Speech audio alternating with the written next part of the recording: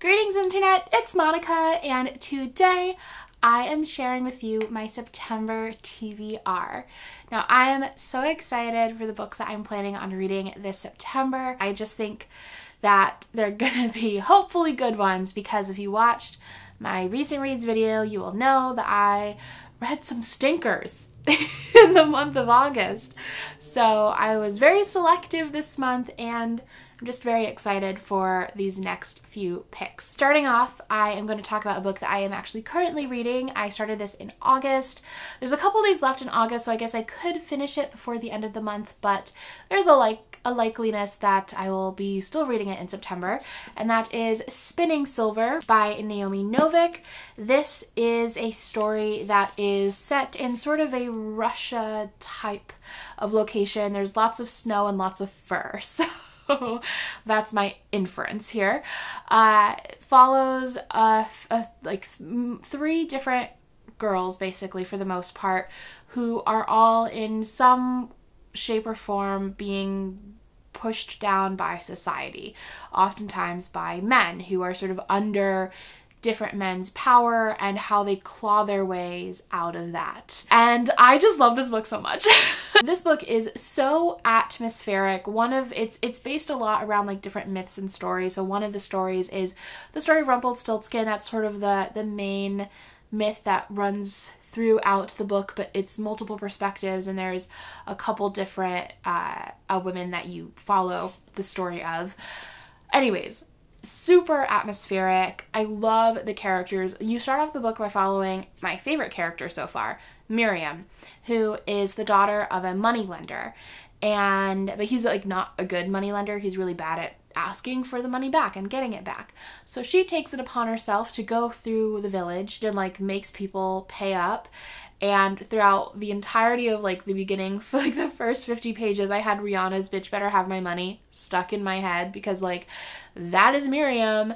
She is so badass, and you just like love her. Like I love her. Her ambition and her strength, I think, is amazing. And I just loved reading about her character throughout the book so far. I'm only halfway through so far, so I still have a bit to go, which is wild to me because so much has happened in this book. Like the plot is just so fun, and just like so much occurs. Like this book could have easily been two, to be honest. Like there's just so much that happens, and the plot is just like go, go, go, go, go, but also at the same time, like it is super atmospheric and really paints this like very vivid, beautiful world that I just love reading about. And I love all the characters. I love all the girls, especially in this book. And yeah, I'm rooting for them. I'm at like a very stressful point right now, but I'm just like very hopeful. And I love this book so much. And I haven't read Uprooted, but now I want to. This is set, I guess, in like a similar or the same world, but it's not like a sequel. So it's not like a spoiler for Uprooted reading this, but I definitely want to read Uprooted now because I love this book so much. It's so beautifully written. The next book that I'm planning on picking up, this will probably be one of my first reads of September, is Pachenko by Min Jin Lee. I have been meaning to read this book for years. Ever since it came out. I have been, I guess it came out in 2017, so maybe not years, but I've been meaning to read this book for a year. This is a multi-generational novel following a Korean family who are mostly living in Japan. It basically explores what it meant to be a Korean immigrant family in Japan. I know that it is being adapted into I think a television series, and I'm so excited for that. Like, just seeing Asian people on TV, it's so exciting. I have been really wanting to pick up the paperback. I own the hardcover back in Pennsylvania, but I keep forgetting to bring it back with me to back to New York City. And I also just like kind of wanted the paperback because it's easier to read, and I love paperback editions of books. So my friend Elena had a spare copy, so she gave me hers. So now I am hyped to dive into this one and just love it, because I know I'm gonna love it, and I am so excited for that. Then this book was sent to me by Penguin Teen, and I was so excited because this was one of my most anticipated books of the year. It was in my most anticipated of 2018 video, and it is Seafire by Natalie C. Parker. This is a all-girl pirate book. Like, I need to know nothing else. I'm so excited. The tagline for this book is "Sisterhood is survival." Yes, yes it is. Seafire follows the captain of an all-female ship intent on taking down a vicious warlord's powerful fleet. I'm so excited for this book. I'm so hyped. It's the first in a trilogy. I hope it's good. I really hope it's good. This is the one where I'm like, what if it's not good? But I think it will be. I've heard some early buzz. People seem to be liking it. I really want to love it. Next, I have a couple different comics, one graphic novel basically, and one manga. So the graphic novel is one that was from my Booktubeathon TBR, so sorry that this is a repeat, but it's the best we could do, by T. Bui. And I didn't get to it during Booktubeathon. I ended up just like not being in the mood to read in a sort of like comic format.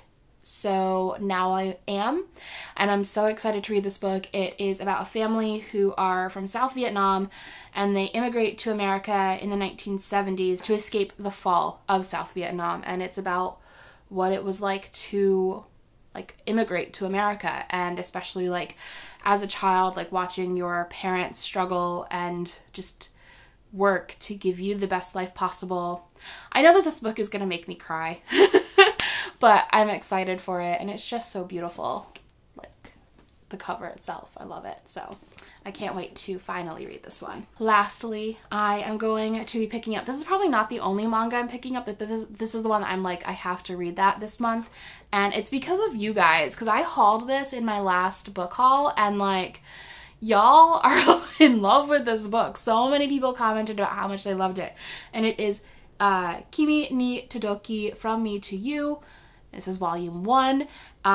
Everyone just seems to think it's the cutest book ever, and I'm so excited for that because I want some cute stuff. It's also apparently, I think, 30 volumes long.